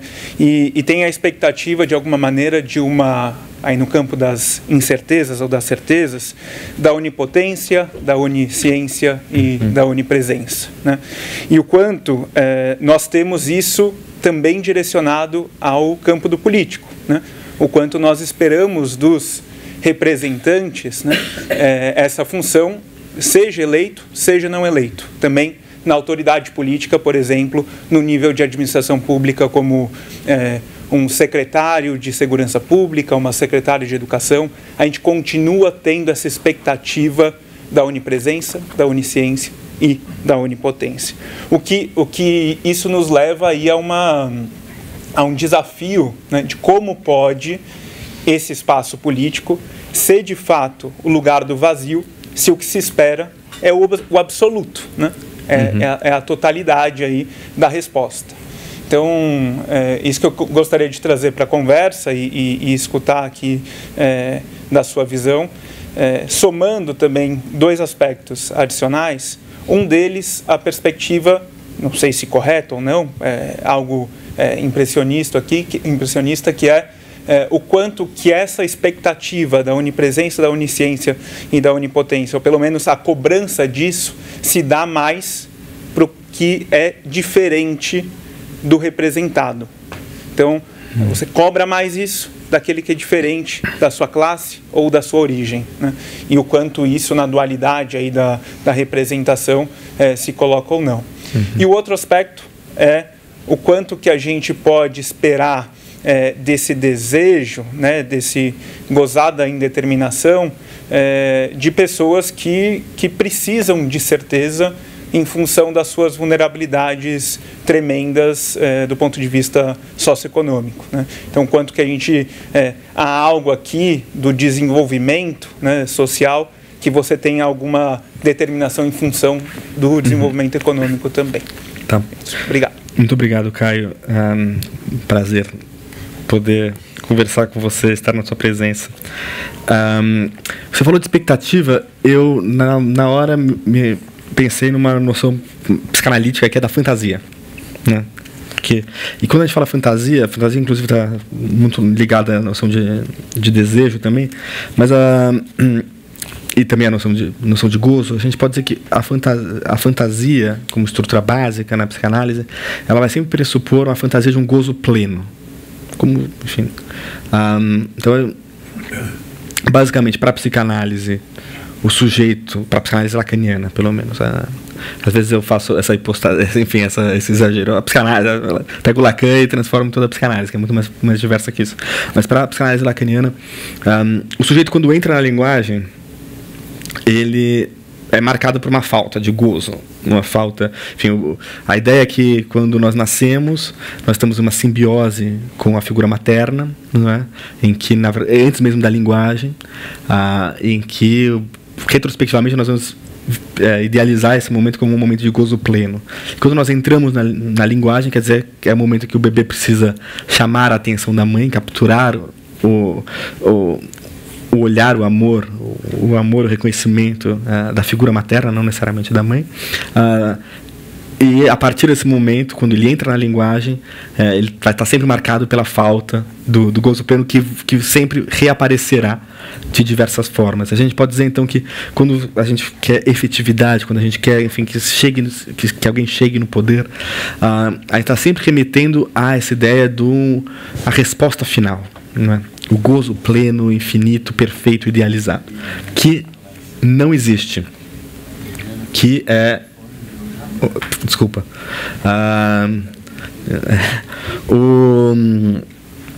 Então, esse gozo pleno, idealizado, ele não existe.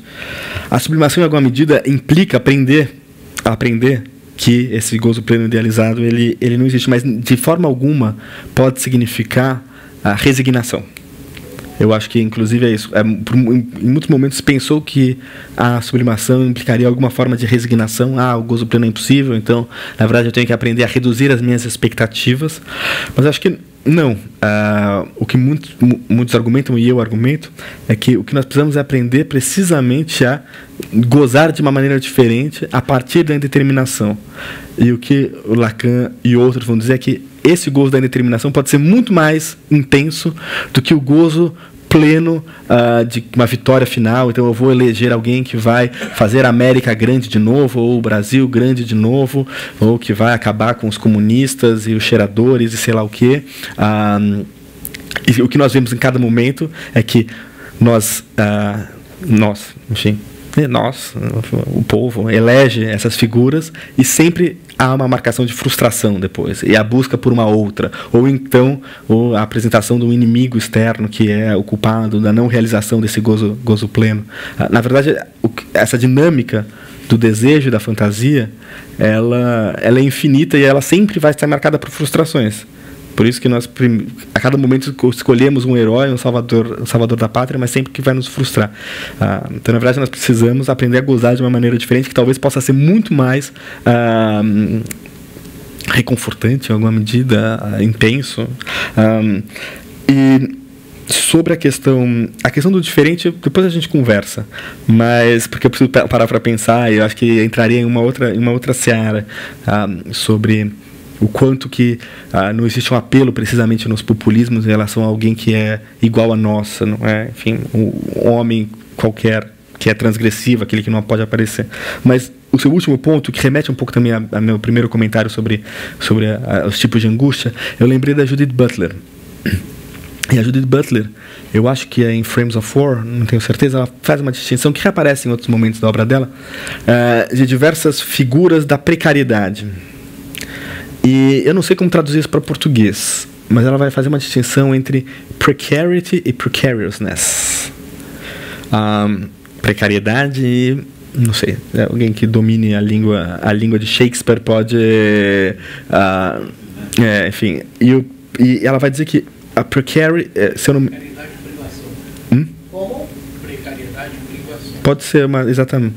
E, então vamos usar essa tradução. Ela vai dizer que a privação, se a gente pensar nesses termos, ela é algo que tem uma dimensão material, não é? Tem uma dimensão real. E essa nós precisamos combater. Ao mesmo tempo, a precariedade, o precariousness, né? A precariedade, essa aí nós precisamos... Essa é que nos é constitutiva, que nos constitui como sujeitos que, ao mesmo tempo, agem, mas também são assujeitados pelo mundo que nos cerca. Essa nós precisamos valorizar. Então, acho que a gente precisa fazer essa distinção entre a precarity e o precariousness, entre a privação e a precariedade. Obrigado pelo... Professor, eu não sei se eu entendi bem, mas eu gostei... boa noite, eu sou Eliana. Boa noite, Eliana. Eu não sei se eu entendi bem, mas eu gostei no item 2, você começou teológico político no populismo, né? Uhum. E você se referiu brevemente a Canudos e Contestado. Então eu queria que você ajudasse a pensar. Não tem aí uma nostalgia também do pai, né? Nessa coisa do Salvador? E como os milenarismos voltam, só que agora não leva mais 1000 anos. Eles voltam. E cada vez mais isso a gente está vendo acontecer, e no estrago que isso...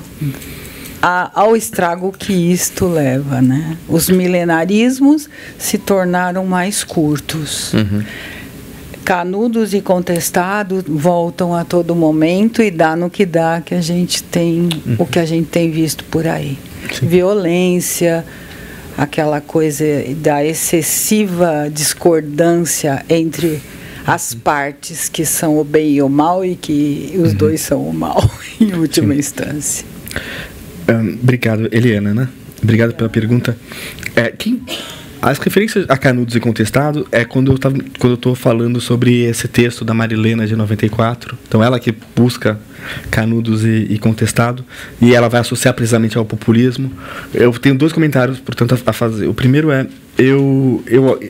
o meu entendimento de populismo é um entendimento bastante múltiplo, porque eu acho que, de fato, existem populismos reacionários que entram nesse tipo de gramática, nesse tipo de lógica, mas eu acho que existe também o populismo de dimensão emancipatória, que foi um pouco que eu falei no ano passado, quando eu falo do transpopulismo, do populismo que é transgressivo, mas que precisamente nos convida a transgredir a nossa própria identidade, fala do povo como esse horizonte aberto para sempre incluir mais gente, né?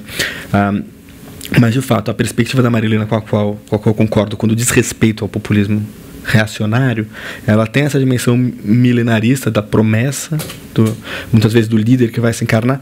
Mas, curiosamente, eu citei Canudos e Contestado, mas aqui eu faria uma observação. Eu não sou um especialista na história de Canudos e Contestado, mas eu não consigo condenar Canudos e Contestado, porque, pensando Canudos, Antônio Conselheiro, querendo ou não, era um líder messiânico,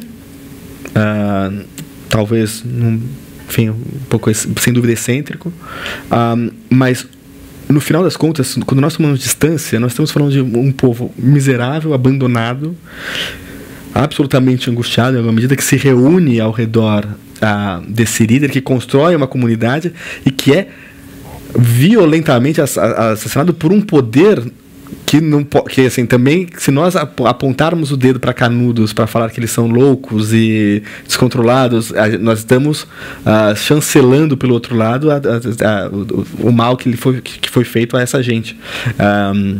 Então, por isso que também é curioso, porque Marilena cita Canudos nesse texto, que, de novo, esse ano faz 30 anos que esse texto foi escrito, também de maneira muito breve, ela não se aprofunda, mas claro que a gente pode analisar de maneira crítica o messianismo de Canudos, mas eu também eu não gosto de estigmatizar esse movimento naquele contexto, sobretudo porque eu acho que inclusive essa é uma questão, e eu não quero ficar me alongando, mas tem um debate muito, muito interessante entre o Lefort com o François Furet. Eles eram próximos, mas Furet, que era também um antigo comunista, mas um antigo do Partidão, no caso, que é do Partido Comunista Francês, e que havia sido stalinista na juventude, depois rompe com o stalinismo e meio que tenta o resto da sua vida lidar com esse trauma da juventude, né? E ele vai dizer que as sementes da tirania já estavam presentes na Revolução Francesa, que os revolucionários franceses eram eles já fanáticos, em alguma medida messiânicos, né? E o Lefort, ele vai dizer que não. Ele vai dizer que, na verdade, a gente não deveria analisar dessa maneira. Que, claro, que havia o terror jacobino e tudo mais, mas aquilo tem que ser analisado num contexto muito específico, e que precisamente o momento de regicídio para ele é precisamente o momento do esvaziamento do espaço do poder, que se cria esse espaço vazio. Então acho que mesmo o Lefort, ele vai ter uma leitura mais crítica em relação às críticas que eram tratadas a esses movimentos, mesmo ao terror jacobino e à Revolução Francesa, que o Furet vai ver com horror, e que inclusive até hoje marca muito as interpretações contemporâneas da Revolução Francesa, com muito estigma.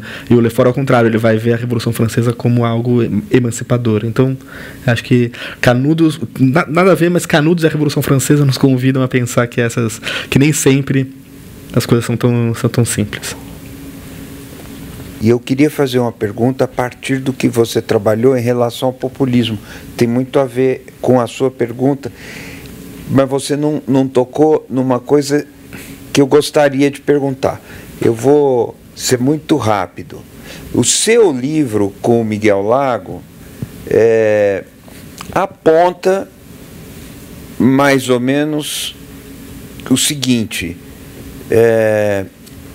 se não for pelo populismo, não vai ter jeito. De alguma maneira, nós vamos precisar na democracia de lideranças populistas que suplantem o risco da democracia. Quer dizer, é um pacto com a forma do populismo e tal, de forma muito resumida. E hoje, no jornal Folha de São Paulo, tem um artigo, uma reportagem da Patrícia Campos Melo, em que ela diz o seguinte: os democratas, em 8 anos, ou em 4 anos, aderiram e cederam ao populismo. E a cena mais paradigmática é do Obama fazendo alusão ao tamanho do pênis do Trump. Que, sem dúvida, é um rebaixamento do discurso que os democratas tentavam fazer. A Patrícia fala assim: tempos atrás, quando aparecia uma baixaria, até a Michelle Obama que fala, nós levantamos o nível.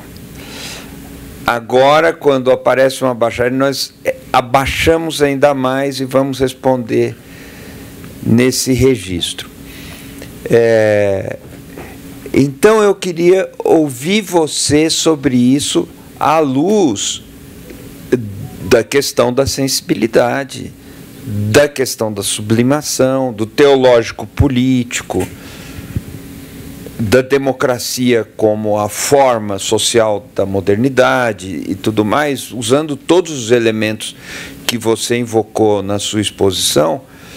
Mas, assim, para onde vai esse negócio a partir do que a gente viu nos Estados Unidos, que a Patrícia Campos Melo registrou, eu achei muito bem, e que tem tudo a ver com observações que você fez. Então, essa é a minha pergunta. Obrigado, Eugênio. A pergunta é desafiadora, mas eu gostei ainda mais. Eu vou ler o artigo da Pata com muito interesse, porque, de fato, há esse movimento. Acho que é importante, para deixar claro para as pessoas que não leram o livro, leiam o livro, o melhor livro. Ainda não ganhei um jabuti, Eugênio, mas quem sabe um dia.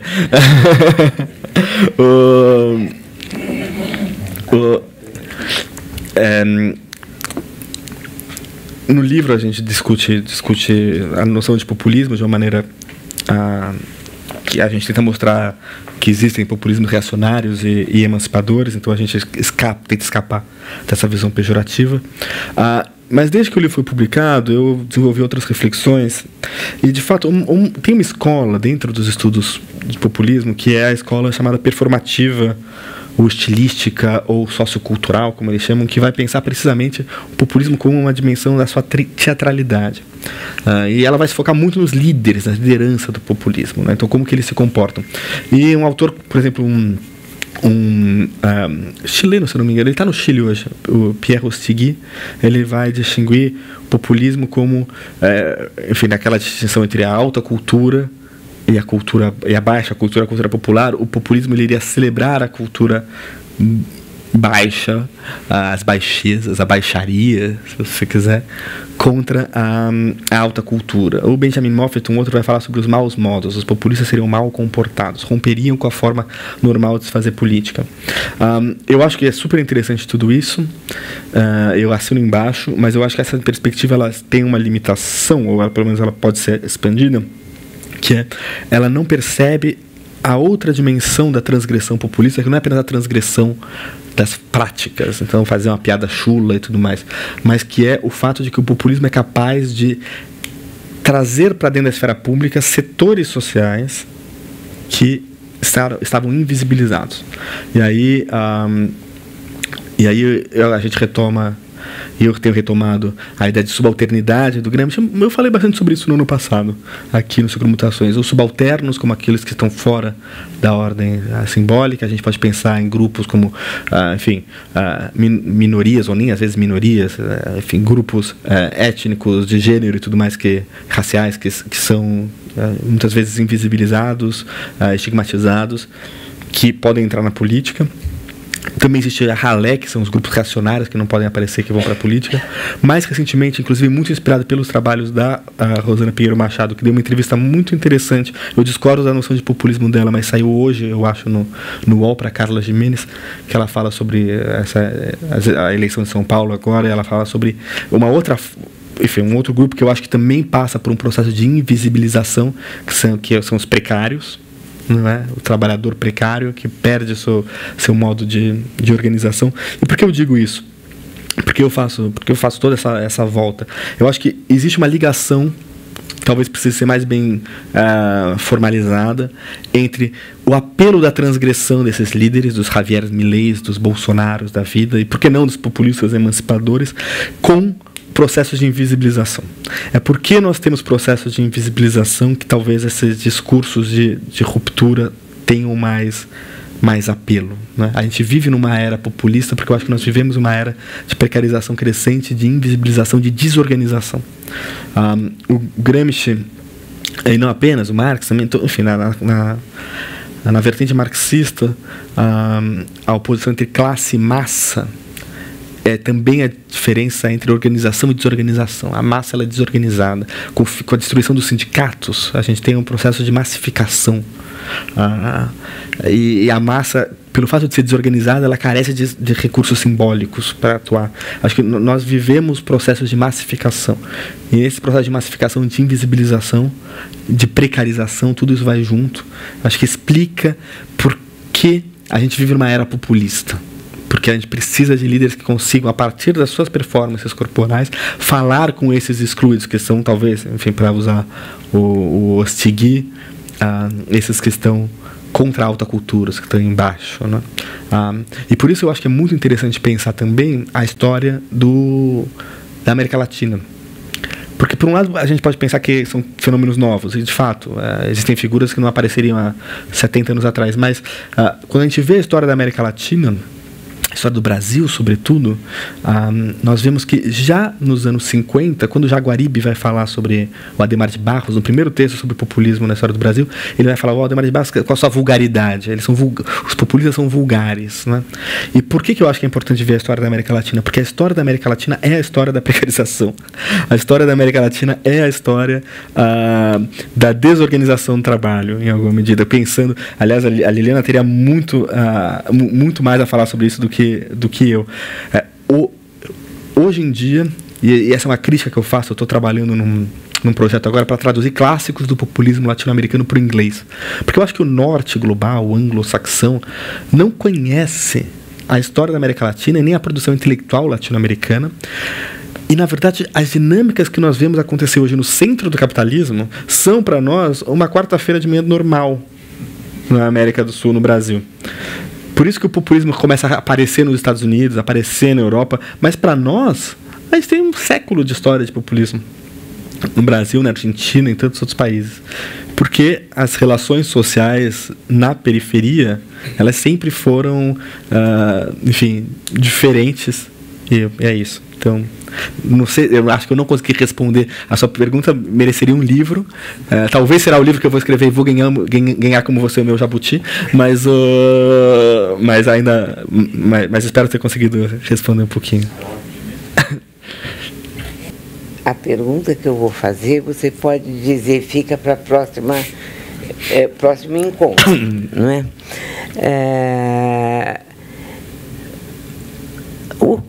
O que você disse me instiga a te perguntar como é que você enxerga o papel da burocracia no espaço de poder vazio da democracia. seria essa a perguntinha. Mas se você se sair bem, a gente já podia fazer um artigo, né? Sem dúvida. Olha, é uma excelente pergunta. Eu não sei se eu vou conseguir dar conta de tudo. Porque não precisa, mas o que eu diria de forma muito breve, porque na verdade o Lefort ele vai escrever uma série de artigos. O Lefort, eu posso estar equivocado, mas o Lefort ele escreveu um livro na vida, que é o trabalho da obra Maquiavel, que é a sua tese de doutorado, esse livro gigantesco. Depois ele vai escrever uma série de textos que eventualmente ele compila e publica, mas não são, na sua essência, livros, eles são livros a posteriori, né? E um desses livros, se eu não me engano, de 79, que explica totalmente o seu dado biográfico também, são as formas... que é uma crítica da burocracia. Agora me escapa o título, mas a palavra burocracia está no título. O que o entusiasma, o que o move a fazer isso, é porque ele queria, na realidade, construir uma crítica severa ao Estado comunista. Sim, sem dúvida, porque ele era um profundo anti-stalinista. E encontrava no Maurício um parceiro. Então, por isso que o Maurício ficou tão entusiasmado que eu ia estudar com o Lefort. Que maravilha. Porque os dois enxergavam aquilo que estava sendo tão bem visto pelo mundo de esquerda capitalista. Eles diziam, não, isso é poder. O que ele, nesse livro sobre a burocracia, que é um conjunto de artigos, que se não me engano é publicado em 79, a maior parte dos artigos foi escrito nessa década, né? Mas quando fosse me perguntar da burocracia, eu lembro, na verdade, de um outro texto dele, que está num livro chamado As Formas da História, e se não me engano também é um texto da década de 70, porque ele só vai falar do espaço vazio do poder nos anos 80. Nos anos 70 ele ainda não desenvolveu essa reflexão. Mas nesse texto que se chama Gênese, ou Esboço de uma Gênese da Teoria da Ideologia, alguma coisa dessa ordem, o título é bem grande, então eu tenho o direito também de não lembrar todas as palavras. Ele vai fazer a crítica à ideologia invisível. O que é ideologia invisível? É precisamente esses discursos políticos que querem substituir a política pela gestão, né? Então a gente pode pensar que existe uma dimensão de dominação burocrática nesse discurso. Ele vai dizer que, na verdade, isso é tão perigoso quanto o autoritarismo, que seria mais obviamente dito como ideológico dessa disputa do bem contra o mal, que pode assumir formas seculares também. Ele vai dizer que, na verdade, são perigos gêmeos, que podem ir juntos, inclusive articulados. Inclusive, ele vai dizer, a partir daí, muitos vão dizer que a verdadeira ideologia é acreditar que seria possível transcender as ideologias e ter uma forma de governo em que não haja disputa política, em que, na verdade, você tenha uma única gestão. Que isso é o que não permite o conflito político, então não permite que o espaço do poder seja vazio, porque o espaço do poder vai ser ocupado pela burocracia. Portanto, agora, para terminar a resposta, é óbvio que a vida em sociedade no século XX, XXI, até antes, ela precisa de burocratas, não é? A questão é como não se deixar domar, não se deixar prender na gaiola de aço da burocracia, não é? Para retomar o Weber. Eu acho que a resposta do Lefort é nunca perder a dimensão selvagem da democracia. A democracia nunca pode ser refém das instituições, ela sempre precisa ser capaz de questionar essas essas mesmas instituições, né? E talvez o populismo também possa ser um caminho para isso, como uma forma de força do carisma, mas claro que precisa ser um carisma democrático, não um carisma autoritário, que na verdade apenas reafirmaria o problema em outros termos, substituiria a gestão, a ideia da gestão, não é, que ao lugar da política, por uma luta do bem contra o mal. É isso. Mas eu vou puxar o gancho da minha pergunta, Tomás, a partir de uma experiência que você conhece, que é a minha e de René Zikman, no Departamento de Teologia e Ciências da Religião da PUC São Paulo. Ali a gente, no ciclo básico, se responsabilizava, o departamento, por uma disciplina que, se não era a mais importante, e a gente achava que era, pelo menos tinha o nome mais sonante: Problemas Filosóficos e Teológicos do Homem Contemporâneo. Que logo os alunos chamavam de PFTHC, virava um nome de detergente, né? Então, mas ali, mal os alunos chegavam, né? Eram alunos de todos os cursos. Então, o aluno chegava pronto para contabilidade, para administração, para engenharia, e dava de cara com problemas filosóficos teológicos. Só depois é que ele falava: é porque eu estou na Pontifícia Universidade Católica de São Paulo, não é?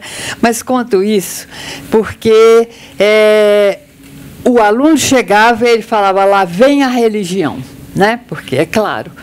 E a gente fazia um esforço, né, Renatinha, para poder dizer que não era bem isso, né? Não era uma coisa que tinha um caráter confessional, efetivamente, e a gente problematizava as questões religiosas via um esforço que era de todos nós, principalmente os que não éramos teólogos, de fazer uma reflexão de caráter teológico.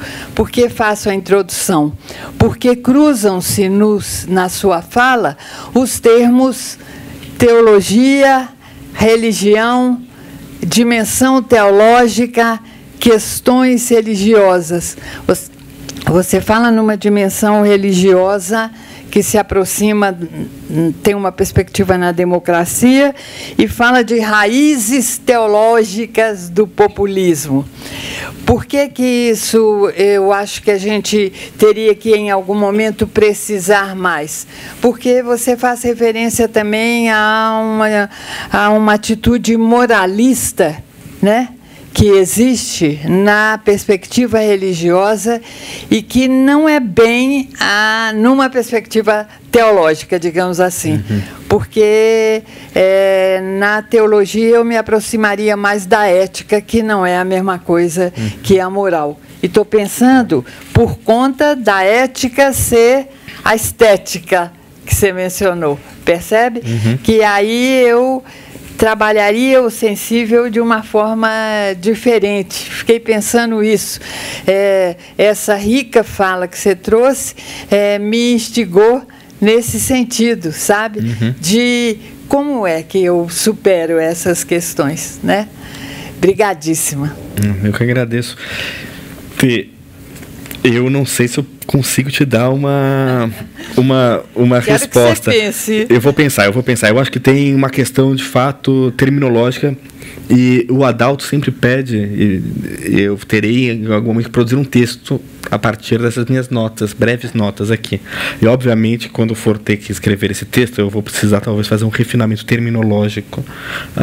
E aí eu vou procurar você, para você me ajudar nesses refinamentos terminológicos, tá bom? Porque, de fato, na verdade, os autores que eu cito talvez utilizem essas diversas noções de uma maneira um pouco intercambiável. Claro, tem algumas distinções que eu acabei apagando na apresentação por razões praticamente, poderia dizer, didáticas, né?